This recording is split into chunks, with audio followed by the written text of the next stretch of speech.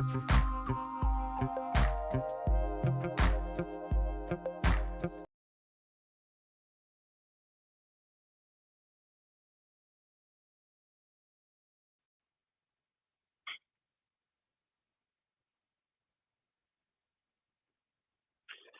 everyone. Welcome in to another BDPA Tech and Career Talk.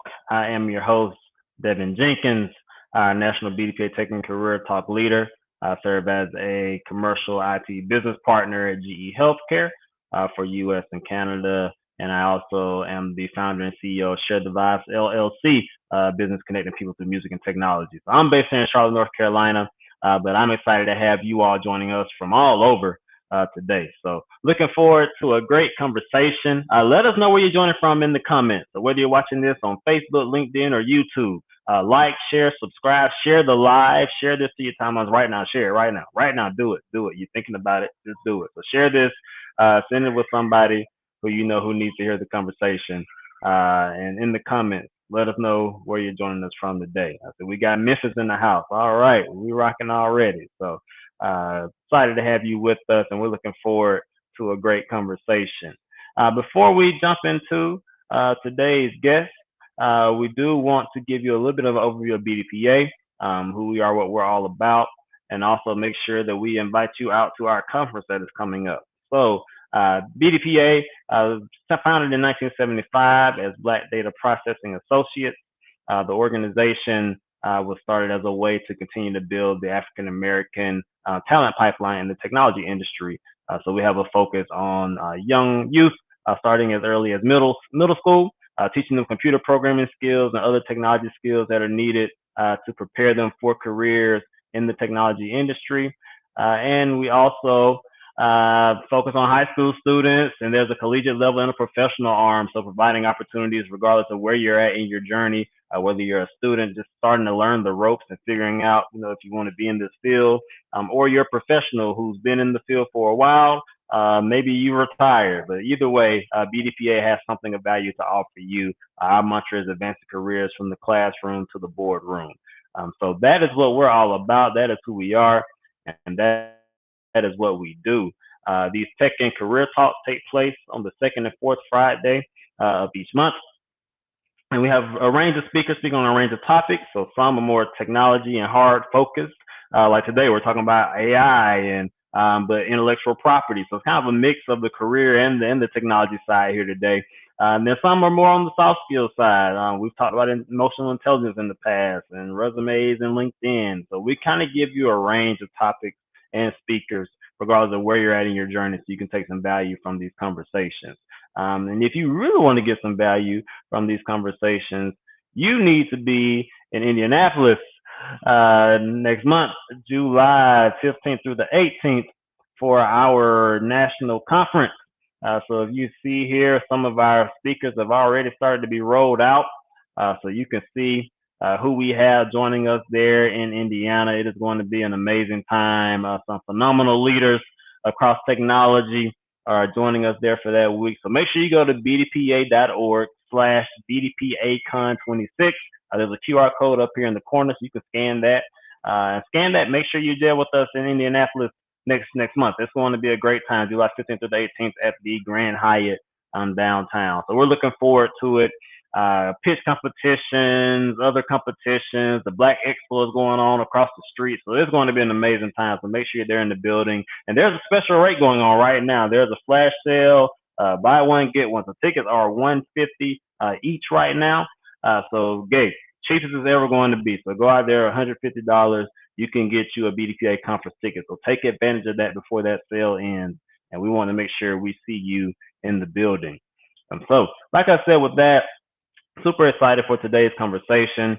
We have a great topic here for you today, all around intellectual property and using AI legally, ethically, and responsibly as it continues to grow. So I'm going to bring on our featured speaker for the day. We have Ms. Lauren Brown with us out of Memphis, Tennessee, here to share some great knowledge and insights with us. Lauren, how are you doing today? I am wonderful. Good morning. Good morning to you, Devin. Good morning and afternoon, depending on where you are in the country. To those who are in the live audience, looking forward to a great conversation. And thank you so much for having me on this podcast program. Absolutely. We are glad to have you with us, Lauren. So I'm super excited about today's conversation. I think it's one that is timely and relevant with where we are today as AI continues to grow. And we're seeing deep fakes, where we're seeing all these things. You look, you get on Instagram, it's like, is this real? Is it AI? What's happening? No content is being generated through AI. No, I got a phone call a few years ago that scared me and got some money up out of me because I thought my mom was in danger, and it was because of AI. So there's a beauty and a dark side to AI from both personally and professionally. So we need to know whether you like it or not. No, that's beside the point. Whether you like it or not, you support it or not, you better know how to be protected while it's here. So I'm excited about this conversation around intellectual property. How do we keep our IP protected, which is something that's important, whether you're thinking about AI or not. It's something that is often we've seen be a struggle. I think around among business and business owners, especially in our community, not being as educated on some of these topics as some of our colleagues. You see it in the music industry and across the board. People's IP just gets taken, and now you had millions one year and broke the next. So we need to make sure we know how to protect our IP.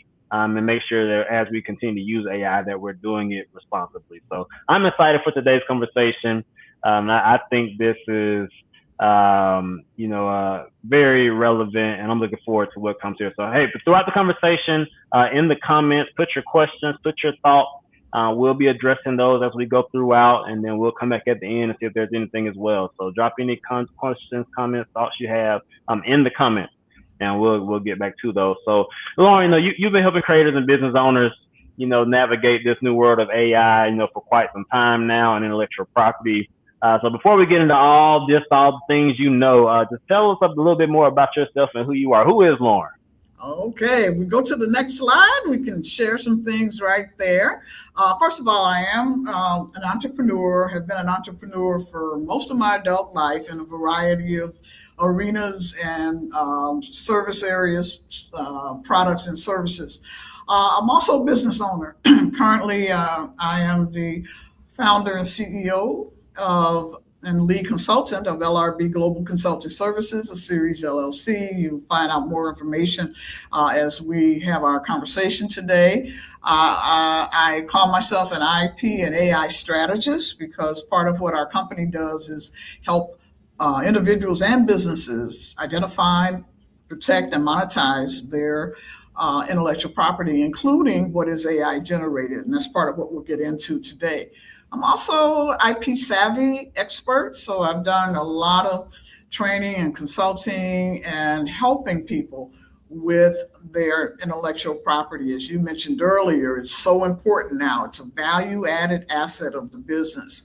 I'm a mom, also a grandma, which I'm very proud of for budding entrepreneurs, and just so happy to be able to be close to them and share lots of things. I'm also a #1 best-selling author. As a matter of fact, I'm working on a book now on intellectual property and artificial intelligence. That should be out by the next quarter. We're working on that. Certainly done a lot of speaking and a lot of training. I also have obviously a background as a lawyer, so lots of legal experience, and also teaching and training. So I taught undergrad, graduate school, law school, business school, adult ed, in a variety of arenas, criminal justice, corrections, and business. And last but not least, with the AI focus, I have a number of AI certifications. And so part of what I'll be talking about shortly is this mission and this goal that I have to ensure the legal, ethical, and responsible use of AI. Because as you mentioned earlier, Devin, it's here to stay. We want to make sure that we're using it in a way that protects the rights of the creators, protects the rights of the users, and really protects society at large because of the technology that AI uses as a tool, it really impacts our lives, not only professionally, but personally. So that's a little bit of who I am. You'll find out more as we have our conversation this morning. Thank you. Well, absolutely. No, let's maybe start with the basics. Just kind of know, what does it really mean to protect your ideas, in the age of AI? Well, in this country, it's not true around the world, but in this country, when you create something, our U.S. Constitution guarantees that you are the owner of it. You create something, you own it. Specifically, the Constitution talks about writings, so content that you create, original content, as well as inventions and innovations. So the Constitution goes back that far. You are the owner if you created something. However, there are situations that happen where you can lose that ownership.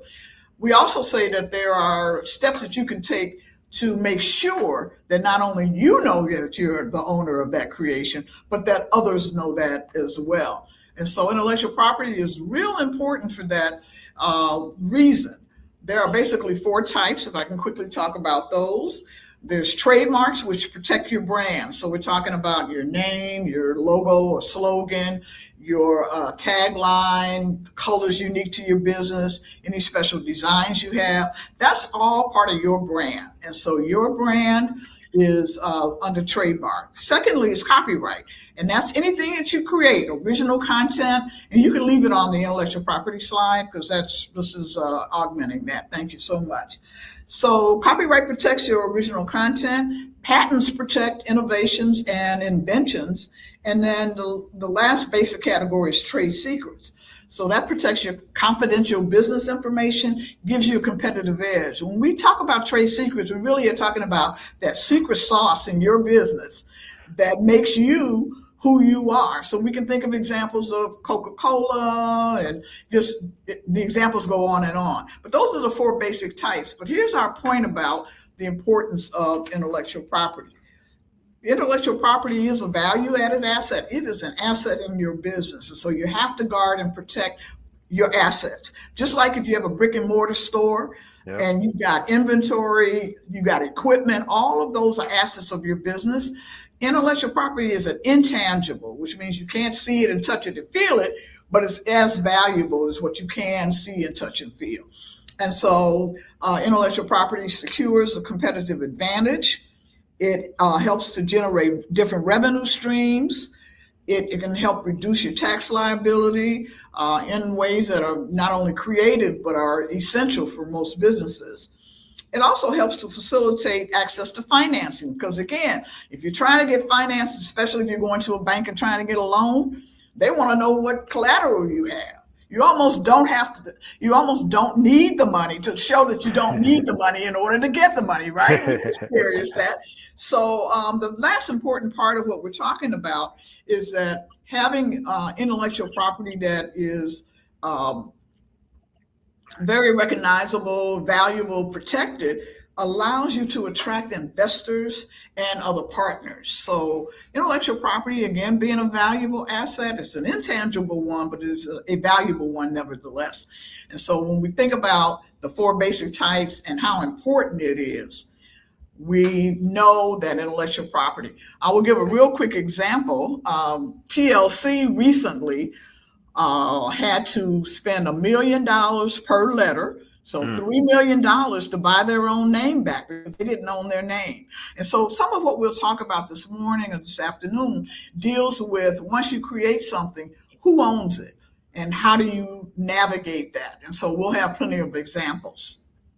No, I'm so glad you're bringing this up because it's so important that you said something that intellectual property is an intangible asset. You can't really touch and feel it, but it's just as valuable as those things that you can touch and feel, those physical assets. And I'd almost argue that it's more valuable because you could sell a shirt, but if somebody else gets the copyright to that and the trademark behind it, they can take it, make plenty of it, and then come get the money from you from the shirt you sold because they own the actual intellectual property behind it. And particularly in the music industry right now with AI, and we'll talk about that.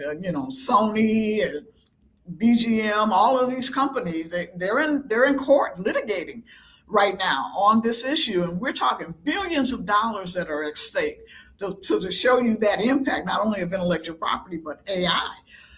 Billions of dollars are at stake. Yeah. So, yeah. Definitely. So no, that's great. And so I wanted to ask you, as we start to think about the impact of AI, what are some of the myths and realities around AI? There's a lot of chatter out here on the internet and the Facebooks. There were a lot of chatter, a lot of opinions, a lot of misinformation. I would even say. So, what are some of the myths and realities around AI? The next slide kind of summarizes it for us, if we can move to that. I highlighted three. There are multiple myths and realities, but I highlighted three because I think they are most important for what we're talking about today. The first myth is that AI will replace humans. And that's actually probably one of the top three, if not the top myth that we see. Oh, it's going to replace jobs. People are going to lose their jobs. And here's the reality of it. AI will replace those who refuse to adapt or retrain. So if your job and what you do is outdated because of AI, yeah, you're going to be replaced. So there are jobs that are going to be replaced, but here's what employers are doing, which is the good news. What they're doing is they're investing in their employees to retrain them and to teach them how to adapt to a different way of doing their job or doing other jobs. AI is creating a lot of positions and jobs as well. Yeah. So we have to keep it in perspective. We think about what people thought would happen when the calculator came along. We can think about what people thought would happen when automation really took hold, not only on the business side of society, but the personal side. So we can think back to all of those innovations and changes. And what did we do? We adapted. We retrained. Some of us, yes, we were scooted out of the industries that we were in. But what did most of us do? We went to other industries. And so we will survive this. And we're going to grow and we're going to be better for it in a lot of ways. There are some challenges, however. Second myth is that you have to be a coder. You have to have that technical skill background in order to use AI. And that's just not true either. What you need is what we call strategic literacy. You need to be aware of how to use the tools that you select. And there are thousands of tools out there now. We know that, and that's a challenge in and of itself. Third myth, real quickly, is that AI is too expensive. To make that shift to using AI as part of your operations in your business or your personal life, for that matter, it's very expensive. Well, the reality is that many tools are accessible for free, low cost, and they are accessible to businesses in a way that helps businesses scale. So if you're scaling as a business, that means you're bringing in more revenue, which means that you're more able to afford and invest in what you need to make your business successful and grow and scale. So those are three of the myths that I wanted to focus on today. And then to talk about the realities. And so there they are. Mm-hmm. Now this is good, and I love what you said there, that you need strategic literacy, not just a technical skill. I think that's very very essential in this conversation, because it's one thing to know how AI works and even to be able to develop it, but a lot of times when we have these conversations, you hear that it's not that AI will more than likely it will replace the simple, repeatable tasks of things that can just be done. But when it comes down to strategy and understanding how things connect and connecting those dots and really defining direction and how we move forward with things, we're always going to need people to do that. And so how do you get the strategic literacy that's needed to be relevant as this comes onto the scene, versus just kind of going with the flow. So I love that you called that out. That is so critical. So I do want to transition a little bit into the legal, ethical, and responsible use of AI. We talked about IP a good bit and the importance of protecting our information. We even got into some of the myths and things around AI. But let's get into this. So starting kind of with that legal side, who you talked about a little bit. Let's go a little deeper. Who actually owns AI generated content? That's a real good question. Well, the current law says if you create something, you as an individual, if you create something, it belongs to you.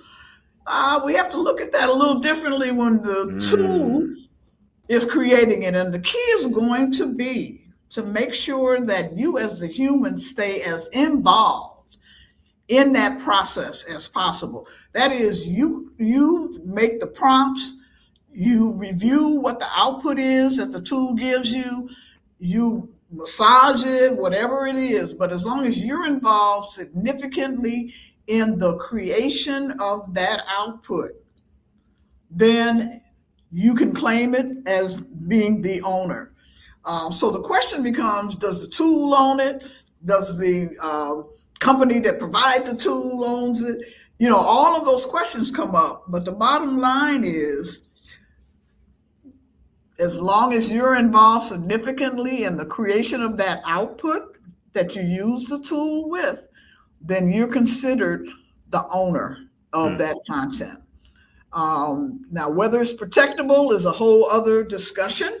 But yeah, just you asked about ownership. And yeah. so the owner is the one who created it. And it's not the tool, and it's not the company that provided the tool, as long as you are significantly involved in that process of creating the output that you use the tool for. Now that's good insight, even for me, knowing exactly who's considered the owner of it.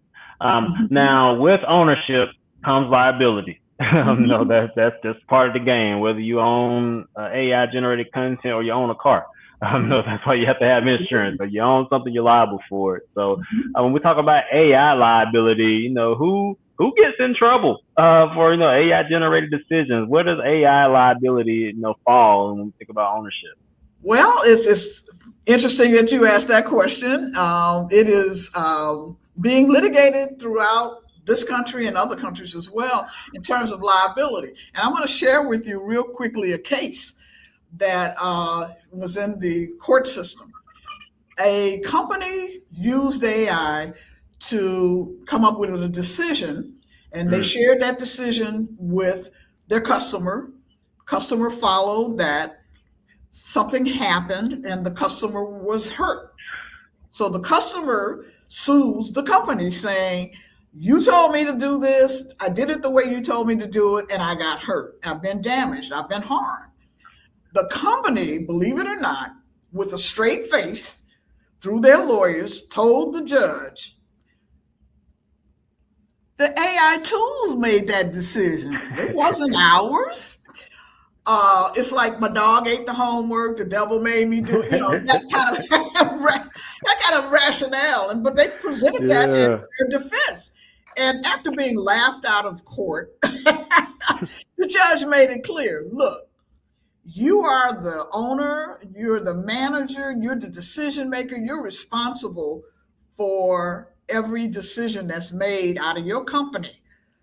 It doesn't matter that you used AI to reach that decision. And you know, we Hmm. have agentic AI that's really evolving. And so Yeah. it's we have tools that at least claim that they can make decisions and thoughtful decisions and they can think ahead and all of that. But Yeah. this court case, and there are others as well, it was very interesting. So bottom line is, who if the tool makes a mistake, the company is on the hook. The individual who used that tool that led to that decision that caused some harm, the company is liable. You can't say the tool because you can't sue a tool.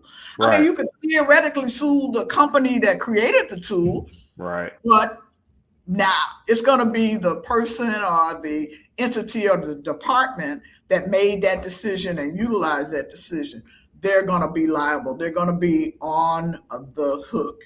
So, for instance, if Chatbox gives a wrong advice or algorithm discriminates, because that does happen, that's part of the challenge with AI, Yeah. the responsibility will fall on the human or the business that's deploying that system. So clearly, humans are going to be held responsible and liable. It's not going to transfer to a tool or to a tool company. As you were speaking there, what came to my mind is, um, like you said, AI is a tool. So, we think that liability may change just because of how AI works. But it's like any other tool. You have printers in your company, and if you print the wrong word and you get up and say the wrong thing in the speech, you can't say no, the printer was wrong. It's like, no, you use that printer. It's on you. That's You right. own that printer. You own that hammer that you're using when you're building a house. The hammer didn't put the nail in somebody. You did that. So I That's think right. it's important for us to remember that AI is a tool. So it's something to help us, but with ownership, the ownership doesn't transfer to that tool. Like the ownership is still with us as the owner. So thank you. Exactly. I think that's great. Now, as we think about liability and ownership, Mhm. I see you have here reduced legal risk. So of course, there's a level of liability that comes with ownership, but how do we avoid or reduce the level of risk we have, Mhm. as liable owners using AI? Absolutely. A couple of different things, just some practical tidbits here. One is what we call data provenance. And all that means is Okay. that you've got to always verify where the training data comes from. Yeah. So if you're using that tool, for example, for training data, such as what large companies do, you need to verify where that information and that data is coming from, and make sure that if you're using somebody else's data and information, because that's what AI does, it scrapes the internet and captures that data and that information, you want to make sure it's not copyrighted. And if it is copyrighted, what you have to do is you have to contact the owner of that content, that data, that information, and get permission. And often that comes with the permission being in writing, number one, and number two, comes with you have to pay a royalty. You have to pay some kind of compensation to the original creator of that. So you want to make sure that you're verifying where the training data is coming from. So I want to give an example. Say a Memphis startup uses Chat GPT for marketing copies, but the ownership rights, they lose those because they did not identify the owner, or even if they did, they didn't take the steps to protect their original creation. So, also, a designer could use Mid-Journey, for example, to create a logo and then add human led edits and sketches to then be able to say, I'm the owner and I can copyright protect it. So, basically, with data provenance, you're verifying the data. You also want to document your practices. One great way to reduce the legal risk is to show what you did. So you want to keep an AI log, how you're Mm. using AI. You want to keep a log about that. So you want to record the prompts, the tools, and the human contributions. That's real important because it's showing that you are, as the human, very much involved in that process. And that also says, from a liability standpoint, the Right. more involved you are, obviously, you can better defend what happened because you know. Right. But you're also, exposing yourself to liability. You want to include AI disclosures in contracts and licensing agreements, so there's a recognition that AI is involved. Everybody who's involved in that situation knows it. You want to conduct IP audits and audits of AI to identify the assets created or influenced by AI. So if you're using AI to create content, you're using AI for your intellectual property, then you want to have audits so that you can, again, show, you can identify, and if you need to, you can share and show how AI was used to um, basically create that intellectual property. So those are some of the things that you can do to reduce the legal risks of using AI in your personal life or Yeah. in your business. Yeah. As you were speaking, and we talked about music earlier, one way that you protect yourself in the music world is, you get sample clearances. If you use a piece of someone else's song or their Mhm. lyrics, so there's a Mhm. clearance process. So you're cleared to use that. You covered That's right. yourself. So have we gotten to the point of quote unquote AI clearances or anything like that? Has that come up yet? Well, there's some things going on along that line, and we Okay. have to separate out who we're talking about. If we're talking about individual artists versus huge companies, there's some different dynamics there. But the bottom line is, yes, what companies are being more careful about because they're ended up in court. Some of them are in court like all the time right now.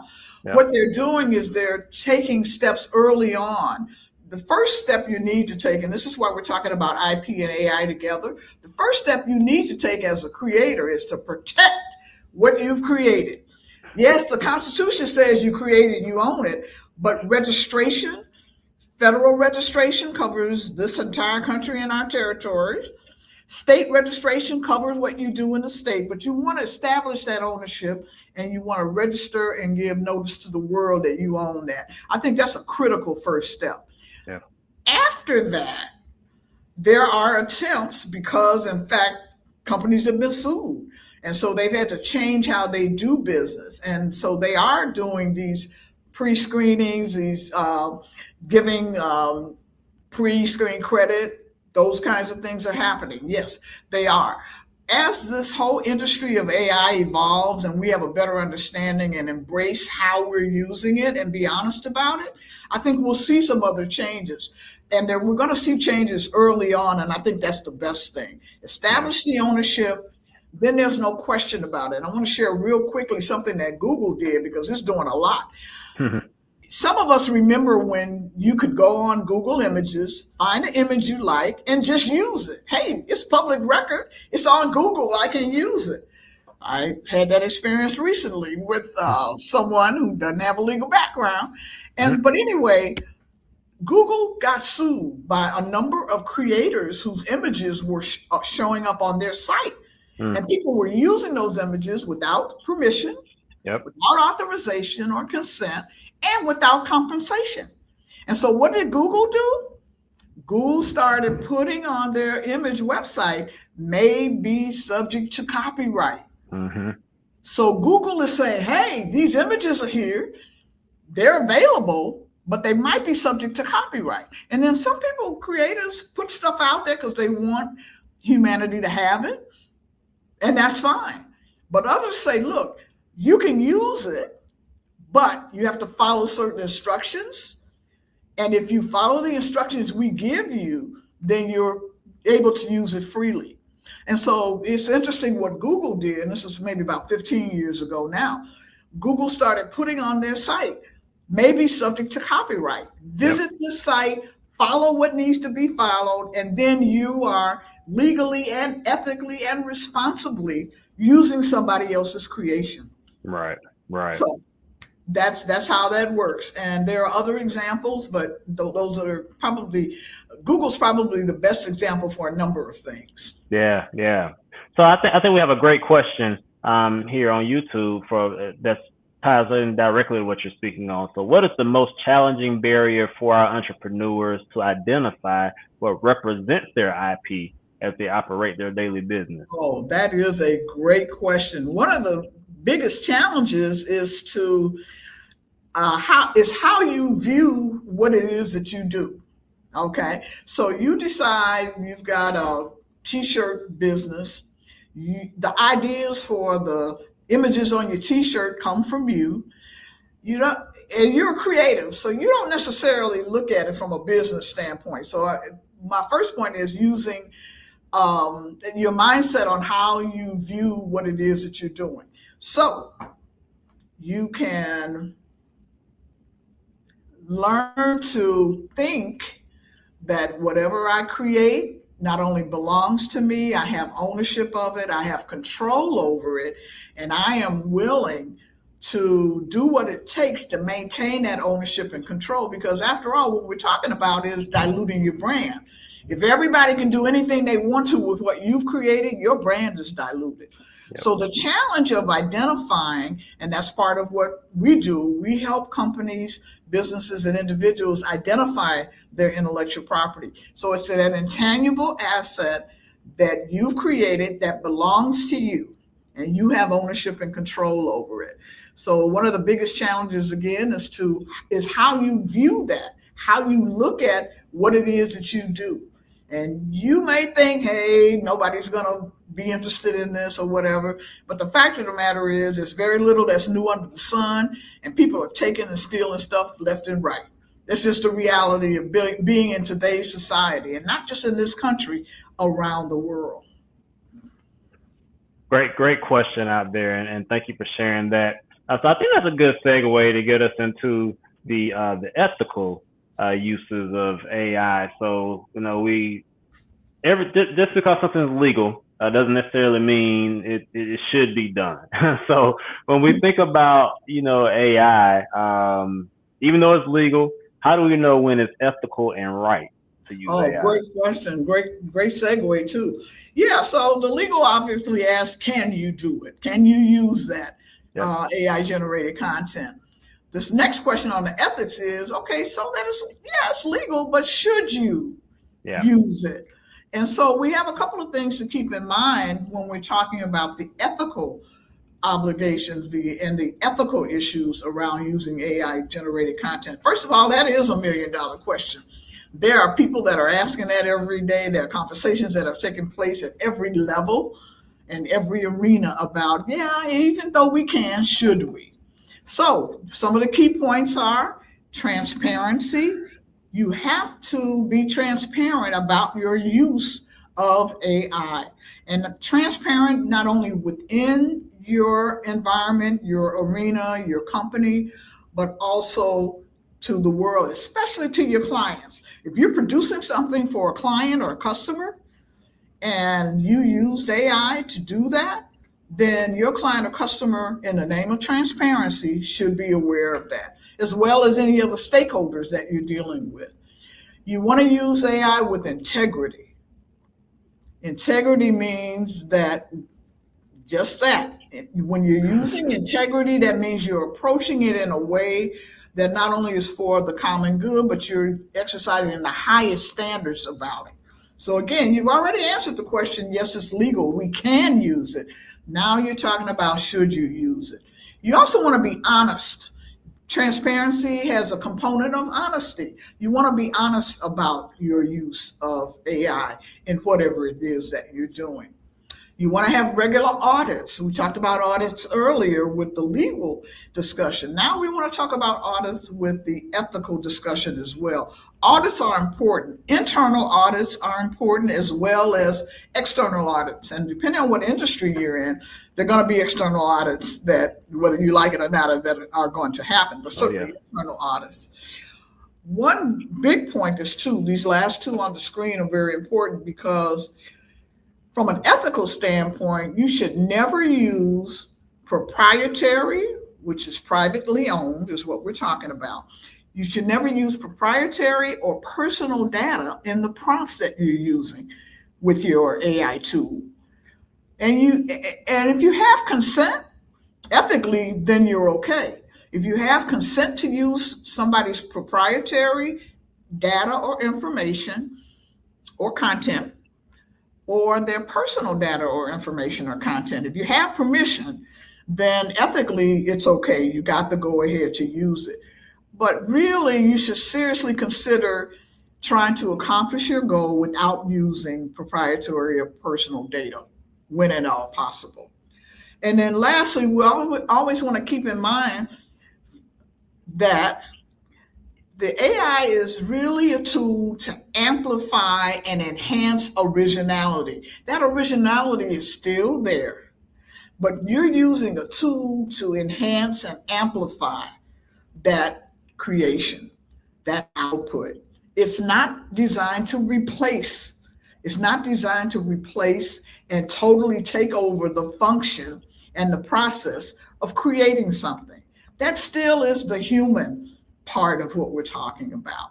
So, should you use that content? Keep these points in mind. And maybe just to make it plain for us, do you have an example or two of I do. Ethical uses of AI content? Absolutely. One example that I have is a consulting firm uses AI to summarize their clients' reports, but ensures the human review before sharing it or publicizing it. So you can use, think about it from this standpoint. How do we use creating outlines? And a lot of people use AI to create outlines, which I think is fine. But you have to then write whatever that is, that paragraph, that book, that article, whatever it is. So think of AI as a draft tool of which you review it, you add to it, you take from it, and the prompting process, that prompt engineering is very important. The prompting process, the better you are at that, the more likely you're going to get the result that you're looking at. And then whatever result comes, you still need to review it. You still need to look at it from a human standpoint and make whatever necessary changes. So that's one example. You use AI to summarize a report, but you want to review it as the human before you share it, publish it, or distribute it. Second example, from a creative standpoint, is a photographer using AI for color corrections, but maintaining the artistic control over that composition. So you may use the tool to, again, amplify and enhance, but not replace what you would otherwise have to do as the human. That human creativity process must remain significant throughout. And when you do that, then you really are moving way along the lines of being more ethical in your use of AI tools. I love that call out. And I think that's a good probably rule of thumb for people thinking about AI in general. Tools are intended to amplify and enhance originality, even in general. Like I say, a hammer that amplifies your ability to apply force to things. Yes, absolutely. That's what a hammer does. A spoon amplifies your ability to pick up food and beverages. So tools enhance our natural skills. So it shouldn't be replacing our ability to think, but it should amplify and enhance the way we think, or give us different perspectives to consider as we create. So I love that you put that in there. I think that's a great way to do that, and just the whole point around being transparent. On Instagram, if you're making content, a lot of times you'll see AI use or AI info. Just a little note. No, it doesn't take much, but just something to let people know that, hey, FYI, this is what we're doing here. So thank you for sharing those examples. And then your last kind of piece of today's conversation is around responsible use of AI. So it can be legal, it can be ethical, but is it responsible? So talk to us a little bit about how we use AI content in a responsible manner. Okay.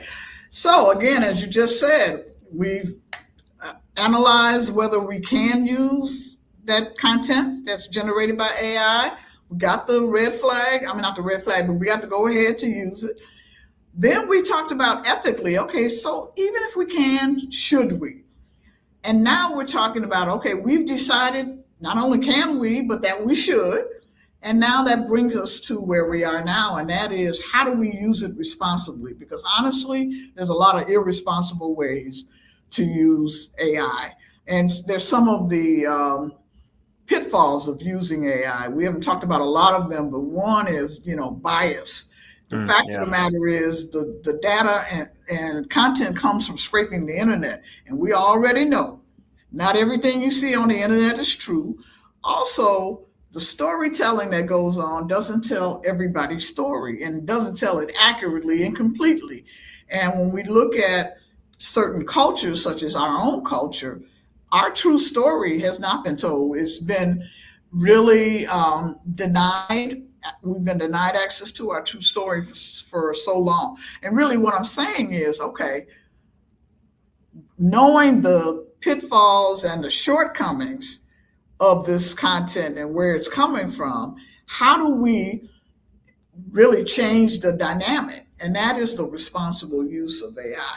So one of the main things that we're talking about here is governance. And when I talk about governance, I'm talking about using frameworks such as those that are mentioned in the second box there. And there are frameworks that give us great models to use. I happen to mention three of them here. One is the National Institute of Standards and Technology. That's an official government site and group that really ensures, and they develop an at-risk management framework. You can go to their website. They have some for small businesses and different other interests. So it's really a great tool. The second one is the Organization for Economic Cooperation and Development. That is a worldwide, that's a global organization made up of a number of countries that participate, a lot of the countries that we do business with and have relationships with around the world. And then the third framework is the European Union. So if you are a global company and you're doing business outside the US, you need to be aware of how AI is viewed and treated and utilized throughout the world, because there are some differences among the different countries. And so all three of these examples and these frameworks of governance have some things in common. They all emphasize transparency, accountability, and risk management. And so basically what we're talking about is, okay, you decided you can use it, you should use it. How are you best going to be responsible in your use? So you want to create internal policies as a company, as an organization, so that everybody is on the same page and they know what is important for that company. They know the philosophy, all of that comes into your policies. And so if you're in business, you already have policies. Add an AI policy to the policies that you have. And you can decide what tools are pre-approved. That's one example. You can decide how the data is handled in terms of confidentiality, security, internal controls, all of that comes into play. And you can also, in your policies, decide who receives the output. It's limiting access on a need-to-know basis, those kinds of things, especially when we talk about trade secrets of a business. This is really important. Oh, yeah. Real quickly, a disgruntled employee from Red Lobster who had access to their secret sauce, their trade secret, put it on, I think it was TikTok, blasted it. And Red Lobster had to change their secret sauce as a result of that. So, and it's not directly related to AI, but it does shows you, when you have, as part of your company structure and your policies, you do have to think carefully about who has access to what and who's responsible for what. So that's what we're talking about here. So, got some more examples. One of a partner in a law firm train their staff using Google's AI governance toolkit. Google has an AI governance toolkit. Pretty much all large companies around the world have such a toolkit. I think it's a great idea. Yeah. Another creative agency added an AI ethics section to their onboarding materials. So again, you're showing, first of all, you're being transparent about your use of AI. And then secondly, you are being responsible about how you're using AI, because you have internal controls in place through the governance, the frameworks, and the policies. And then you have those external controls because you're being transparent about how it is that you're using it. And so everybody's on the same wavelength about it. So those would be, our three: can, should, and how. And that's what we've been talking about. No, I love that. I love that. And we have a few more minutes left here. I mean, we do have a couple of questions that I want to get to. So I was going to ask you about, and maybe I asked it because I think it's a good segue into one of the questions that's in the comments here. Okay. But just kind of when we think about AI continuing to evolve as the technology evolves and staying relevant here, making sure we use it the way we should be doing it, and staying protected while using it, as business owners and creatives in general. How important is continuous learning, and how do we continue to learn and evolve as AI continues to grow and evolve? Absolutely, continuous learning. And I remember, even before the term came out, I remember looking at myself as a lifelong learner. I was always asking questions. It's important because the tools and their function are changing almost on a daily basis. Yeah. Like I said, it's like thousands. Yeah. Different kinds of tools. And then you have companies that keep improving, at least that's what they're saying they're doing. They keep improving on their tools. They're asking, Chat GP is what, 5.1 now? And it started out as plain Chat GPT. And it hasn't been around that long. So continuous learning, keep learning, stay open-minded, stay on top of what's going on. Part of having an AI policy is designating somebody to keep track of what's going on, especially the tools that you're actually using. You need to stay on top of that, because if you're using something outdated, and not just an AI, but if you're using something outdated, you tend to have more risk with the output and the result that you're using. So definitely continue to stay involved, continue to learn, to continue to stay on top, try new things. All of that is important, because you're going to figure out your sweet spot. You don't have to use every tool that's out here. As a matter of fact, I always recommend starting with one or two, stay with them for a while, get these tools to know who you are, because then they're going to produce more valuable output for you that's in keeping with who you are and what it is that you want to see and what you want to do. So it's imperative to keep learning, because it's changing, and it's changing between industries as well. Yeah. So we have a question from one of our past Tech Talk speakers, the math lady. But what AI certifications are available and who offers them? That is so great a question. I can say right now, Google and Microsoft are probably the leaders in offering low cost or no cost.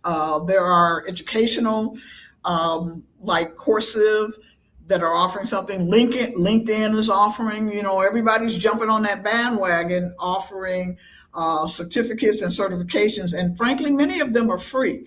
And that's really nice. You got the University of North Florida. One of my certifications is from the University of North Florida. I have one from Google as well. So you got, and there are people who are putting together that information for a fee, of the list of certifications and what certifications are good for what industries, those kinds of things. So that information is actually out there. But many local educational institutions, colleges and universities in particular, are offering an AI certification certificate, a degree in it. All of that is happening now. And so there's lots out there. If you would put in your search engine free AI certifications, you'll see stuff come up.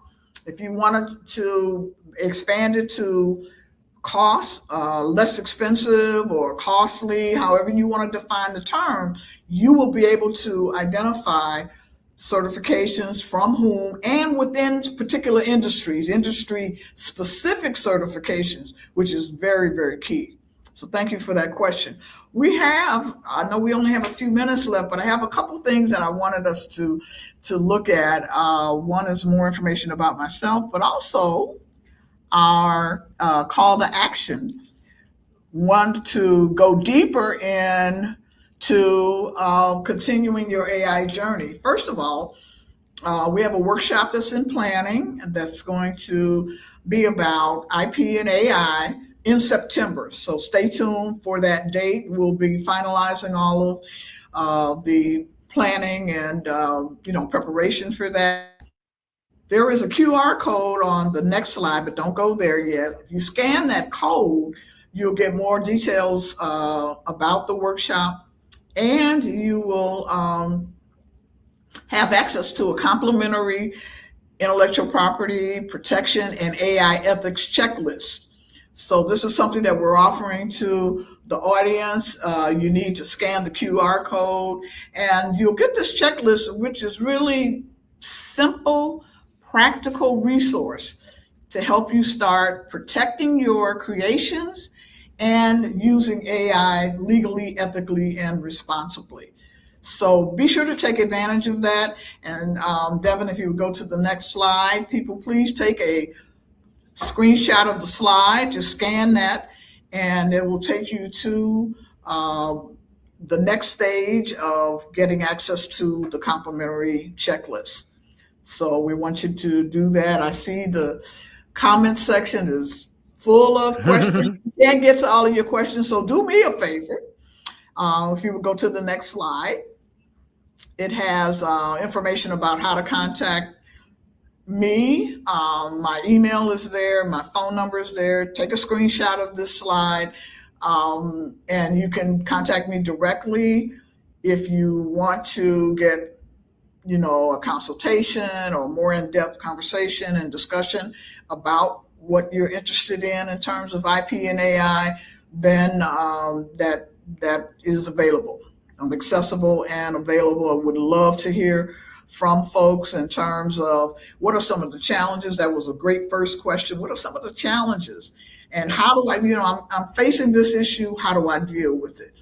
And LRB Global Consulting Services is here to help. Absolutely. Well, thank you. Like I said, I do see a few questions in the comments, and we are at time, so we can't get through all of them, but they are great questions, and I do want you to get your answers to them. So please connect with Lauren. The information is here on the screen. I'm leaving it up a little bit longer, and connect with her on LinkedIn as well. She is definitely active on there. You want the QR code put up again? I'll go back to that for you. Someone wants that QR code. So let's go back. There we go. So this is the QR code to take advantage of the workshop that's coming up in September. So you can be plugged into what's going on there. Take a picture of it too and send it to your friends. And this, like I said, this is on our YouTube channel. It's on our social media pages. So share this. You know someone who needs to hear the conversation. You know someone who needs to be in that workshop in September. So definitely share this so we can spread the word. So Lauren, that brings us to time. But any last thoughts from you as we get ready to wrap up? Really, two things very quickly. One thing is this is a fairly new area. We are all impacted in a variety of ways. I want you to keep an open mind. I want you to keep in mind that you want to use AI legally, ethically, and responsibly. And we've talked about ways and we've given tools and tips on how to do that. And once you do that, you'll be good to go. There it is. Well, everyone, this has been great. Lauren, thank you again for sharing with us today. I was definitely intrigued throughout the conversation. So thank you. This is very timely, it's very relevant, and something that we all need to be aware of and thinking about and doing the work to make sure we are protected. Inside and outside of AI, we need to be protected when it comes down to intellectual property. So I hope everyone took some value from this. Again, like, share, subscribe, comment, click that bell if you're on YouTube so you know when we post, and share this with someone who needs to hear the conversation. And join us in Indianapolis next month for BDPA Con. These are the types of things we'll be talking about. This and more around AI and other emerging technologies with some great industry leaders. So make sure you're there with us in Indianapolis, July 15th through the 18th. Go to bdpa.org/BDPACon26. Tickets are going for $150. I don't know how long, but I know it's not very long. So for $150, you can get you a ticket and make sure you're there with us. So make sure you're in the room there in Indianapolis, July 15th through the 18th at the Grand Hyatt downtown. So Lauren, thank you. This has been great. So glad to have you with us. And to everyone who is watching us, whether you're watching this on Facebook, LinkedIn, YouTube, doesn't matter. We appreciate you. Stay safe, stay blessed, and we will see you soon. I think our next talk, we're going to be talking about what to expect at BDPA Con. So if you're looking forward for the conference, you still have a few questions in your mind, you want to know what to expect, make sure you tap in to our next Tech and Career Talk. We'll see you soon. Stay safe, stay blessed.